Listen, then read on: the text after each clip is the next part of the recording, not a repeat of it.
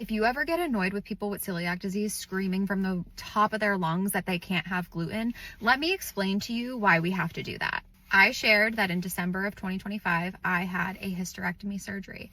And when I arrived for surgery that day, I first went in a room with my husband, with a nurse and a phlebotomist. They had to take my blood. They had to do a pregnancy test, the whole thing to get you ready to go to pre-op. So of course, they're going through your medications, they're going through your allergies, all of this stuff. So prior to this, gluten was marked in my allergy spot because there wasn't anywhere on the medical history to mark celiac disease, which is a problem within itself.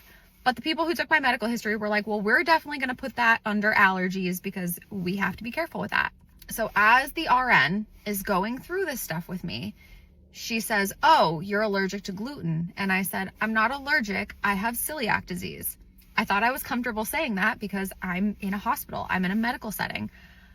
I would assume they were slightly familiar with celiac disease.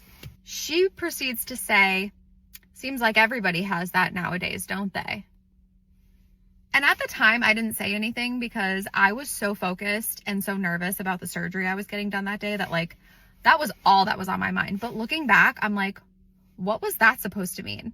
And all I could think is that she meant seems like everybody doesn't want to eat gluten nowadays, which to her defense, I get it. There's a lot of people who choose not to eat gluten. And maybe I'm wrong for assuming this, but I would just assume that a medical professional would know that people with celiac disease, it's not a choice to not eat gluten.